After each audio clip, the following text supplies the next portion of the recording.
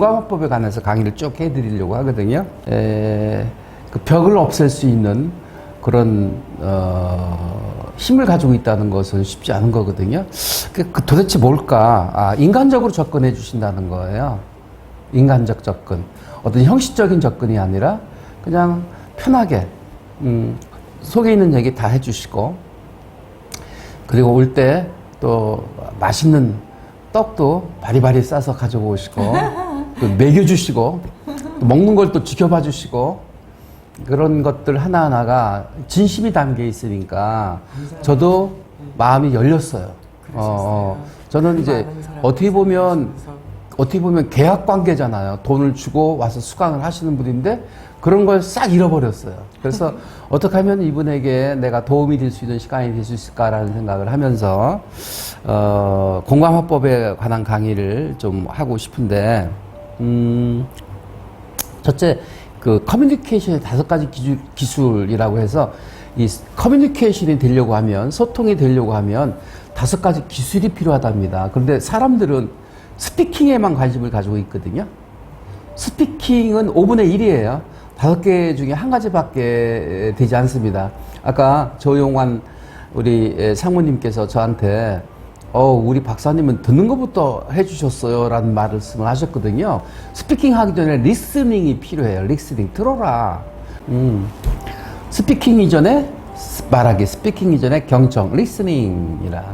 근데 리스닝은 무슨 뜻이냐면 영어로 히어링이 있고 리스닝이 있어요. 히어링은 그냥 들려오는 거예요. 파도 소리가 들려오는 거고 바람 소리가 들려오는 거예요. 벌레 소리가 들려오는 거예요. 리스닝은 의지적으로 듣는 거예요.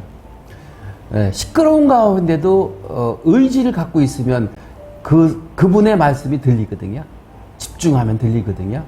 근데 이 리스닝은 들을 청자를 분석해 보면 한자, 들을 청자, 귀변의 임금 왕자예요. 임금님 왕처럼 귀를 쫑긋 세우고, 그런데 부처님 귀도 크고요. 임금님 귀도 크고요. 리더들은 다 부처님처럼 귀가 커요. 왜? 잘 들으라고. 네. 그 다음에 열십자의 눈목자입니다. 열심히 바라보면서 듣는 거예요. 저는 악수할 때 실수하는 게 뭔지 아시죠? 네. A하고 악수하고 있는데 앞에 있는 B를 바라보고 있다고 하는 것은 A를 기분 나쁘게 하는 거죠. 네. 높은 양반들이 그런 실수를 가끔 하잖아요. 막 급하니까 밤에서 이렇게 인사한다고요. 그럼 나는 기분 나빠요. 나를 바라보고 악수해야지. 나를 바라보고 대화해야지. 나를 바라보고 술잔을 따라야지. 어떤 때는 술잔을 봤는데 저한테 술잔이 오거든요. 근데 눈은 다른 데가 있어요. 그러면 이 친구가 지금 마음이 있는 거야, 없는 거야. 그렇잖아요. 술잔 따를 때도 술잔 따는 당사자를 보고 따라야 된다는 것입니다. 룩이 얼마나 중요한지 몰라요. 바라본다는 것이. 바라본다는 것만으로도 사람을 변화시켜요. 아이가 성장하는 이유가 뭔지 아세요? 엄마가 바라보면서 네, 오우 하면서 뭐 이렇게 달래고 설레고 그러잖아요. 이렇게 바라본다는 것이 사람을 성장시키는 거예요. 바라본다는 것은 그 사람의 관심을 가지고 있다는 거거든요. 그래서 바라보고 대화하셔야 된다는 거고요. 그 다음에 일심이 있습니다. 자, 제가 적어 드릴게요. 지금 이걸 가지고 설명하고 있거든요. 귀변에 임금왕자에 열십자에 눈목자, 여기까지 설명해 드렸고, 일심, 이게 들청자인데 일심, 집중해서 듣는 거예요. 사람들은 들을 때 어떻게 듣냐면 내가 다음 말을 뭘 할까, 이걸 고민하고 있어요. 들으면서. 그러니까 잘 안 듣기는 거예요. 잘 들으려면 일심, 마음을 집중해서. 저 군대에서 하나 배운 사자성어가 있는데요. 네, 정신을 집중하면 모든 것을 이룰 수 있다. 정신일도 하사불성이란 말이 있어요. 정신을 집중하면 모든 일을 이룰 수 있다. 들을 때 일심으로 들어야 돼요. 2가지 마음으로 들으면 안 되고 1가지 마음으로 들어야 된다는 것이죠. 그래서 리스닝 다음에 스피킹 하라. 근데 스피킹 할 때 스트로크가 필요한데 스트로크를 맞장구라고 하거든요. 여기 스트로크. 취임새. 국악에서 취임새. 얼쑤. 좋다. 그럼 흥이 나는 거예요. 그 사람의, 말하는 사람의 흥을 돋구어줘야 그 사람의 속에 있는 얘기를 다 털어놓을 거 아니에요. 근데 스트로크가 없으면 말을 중단해 버리거든요. 말하다가 흥이 안 나니까. 그럼 그 사람의 정보를 다 알아들 수 없게 되는 것이죠.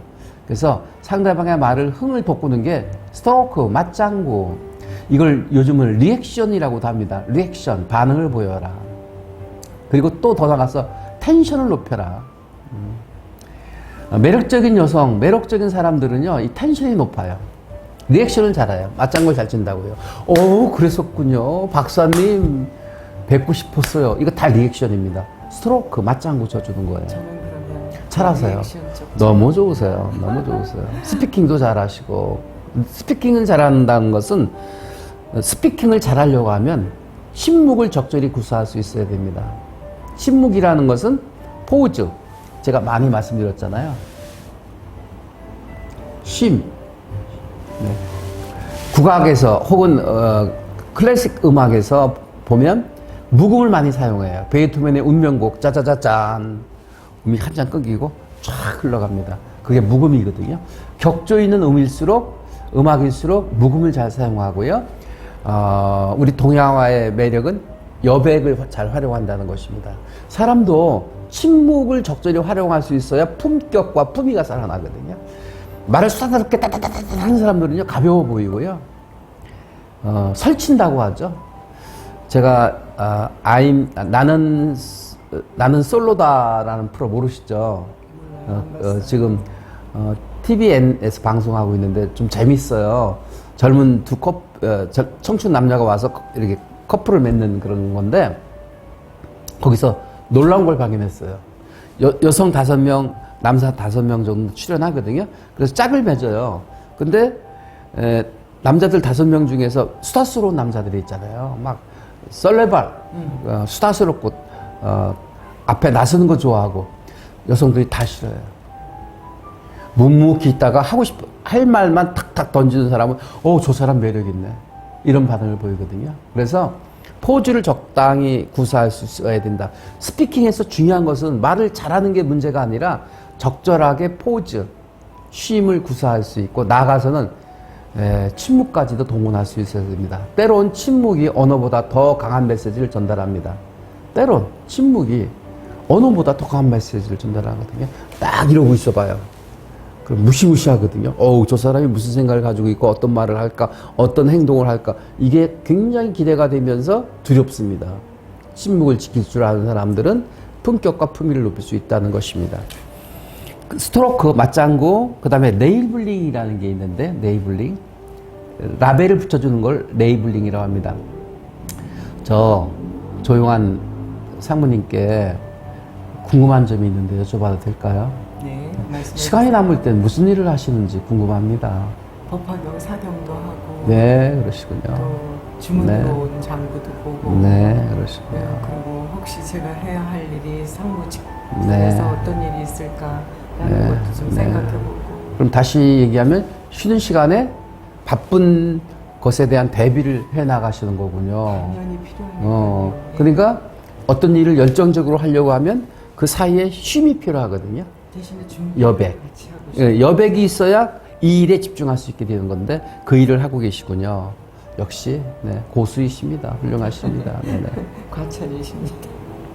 지금 제가 레이블링을 썼어요. 죄송하지만 여쭤봐도 될까요? 사전에 이렇게 양해를 구하고 말을 하면 좋아요. 외국인들이 한국인들을 만나면 두려워해요. 왜냐하면 다짜고짜 호구조사하거든요. 네. 한국에 언제 오셨습니까? 왜 오셨습니까? 결혼은 하셨나요? 나이는 어떻게 되시나요? 왜 그 나이에 결혼 안 하셨습니까? 막 이렇게 호구조사하는 거예요. 그러면 화들짝 놀라죠. 요즘은 독신주의자들 많은데 왜 따지냐고요. 따지듯이 막 다구치면 사람들이 피곤해하게 생각하거든요. 그렇죠. 사전에 예고해 주는 거, 레이블링. 그 다음에 5번째가 있습니다. 퀘스천, 질문하라. 이 5가지 기술 중에 최고의 기술은 퀘스천, 질문이에요. 제가 우리 조 상무님을 설득하려고 하면 막 논리적으로 막 따져들잖아요. 그러면 그럴수록 마음의 문이 닫혀요. 그렇죠. 거리를 둡니다. 이 사람이 도대체 왜 그러지? 그렇죠. 왜 나한테 접근하는 거지? 무슨 흑심을 가지고 있는 거지? 이렇게 경계하는데요. 굉장히 이기적인 사람 사람들이 많아요. 네. 그러면 저처럼 이렇게 지금 공부한 것처럼 페이싱, 미러링, 백트래킹 이걸 다 하면 이렇게 이렇게 예의를 갖춰서 제가 이렇게 하다 보면 상대가 격하거나 인색하거나 이기적이거나 이럴 때는 감정 컨트롤이 쉽지가 않습니다. 감정 컨트롤, 마음 네. 컨트롤. 네. 그래서 마음이 상하면 그게 제가 기분이 또 좀 바뀌게 돼요. 아무리 제가 저를 다운시키고 저를 컨트롤하면서 이렇게 좋은 대화법으로 유도를 하고 싶어도 그거는 제 이제 그 조금 다른 분야인데 대화를 네. 대화의 화제를 전환하고 싶거나 네. 분위기를 전환하고 싶거나 그럴 때는 질문으로. 선생님이 그렇게 말씀하시는데 이런 부분은 어떻게 생각하시나요? 질문. 제 생각은 이렇게 생각합니다. 그러면 비집고 들어갈 틈이 생기잖아요. 그렇군요. 그렇죠? 네. 선생님 의견이 맞습니다. 일단 인정해 주는 거예요. 그런데 제 입장에서는 이렇게 생각합니다. 이런 문제에 대해서는 어떻게 생각하시나요? 라고 얘기하면 그 화제의 방향을 바꾸거나 나의 입장을 얘기할 수 있는 틈새가 만들어지는 거죠. 그냥 무단히 들어주려면 속이 터지잖아요. 그렇죠. 끝까지 뭐 미러링하고 페이싱하고 백트래킹 하는 거가 다가 아니라 그럴 때는 이것 질문이에요. 화제를 바꾸거나 내가 말할 수 있는 기회를 만드는 것이 질문법입니다. 선생님, 네, 오르신 말씀입니다. 일리가 있으십니다. 근데 이런 상황이라면 어떻게 하시겠습니까? 저는 이런 입장에서 이렇게 생각합니다 하면서 반론을 제기할 수 있는 틈새를 만들 수 있는 것이 퀘스천. 그래서 퀘스천이 가장 강력한 무기입니다. 그렇지만 좀 다듬어진 또 생각이 내재된 그런 질문을 좀 센스 있는 질문이어야 되잖아요. 그렇죠. 그 너무 그 질문법이 네. 극렬, 미탐, 가, 소, 관 7가지 질문법이 있어요. 긍정적 질문. 그럼에도 불구하고 긍정적으로. 그러셨군요. 그렇다고 하면 이런 상황에서는 어떻게 대처해야 될까요? 부정적 질문은 부정적 반응을 가져오거든요. 그래서 부정적 반응이 나오지 않도록 긍정적으로 질문을 해주는 거. 그 다음에 극렬, 미탄, 가소, 관 중에서 관점 전환 질문이라는 게 있습니다. 그렇다고 하면 상대는 어떻게 생각할까요? 주변에 우리 멤버들은 어떻게 생각할까요? 선생님 의견에 일리가 있습니다만 반대적인 어떤 그 관점에서 질문을 던지면 그렇군요. 상대방에서는 기분 나쁘게 생각할 수도 있겠군요. 라고 스스로 설득하게 하는 것. 이게 질문의 위력이거든요. 그래서 극렬, 미탐, 가, 소, 관 중에서 관점 전환 질문, 그 다음에 긍정적인 반응을 끌어올 수 있는 질문법으로 그 사람의 생각을 바꿔줘 나가면서 대화의 물꼬를 리드해 나갈 수 있게 되겠습니다. 질문법 동의하시나요? 동의하죠. 100% 네. 동의합니다. 네. 참 내공이 깊으신 것 같습니다, 박사님은. 네네. 감사합니다. 정말 많이 배웁니다. 이 네네. 한 시간이 참 네. 소중합니다. 네.